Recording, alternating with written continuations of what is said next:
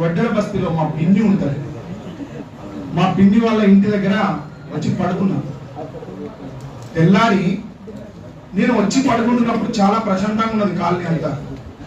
తెల్లారేసరికి ఏమైపోయిందంటే ఏ ఇంట్లో చూసినా మనుషులు ఉన్నారు. ఈ మనుషులు ఎంతో ఉన్నారు.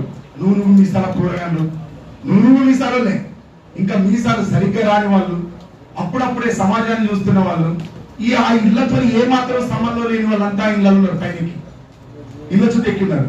ఏమైంది నీకు ఇంతమంది వచ్చింది, అంత ఎక్కడి నుంచి వచ్చిన అడిగిన.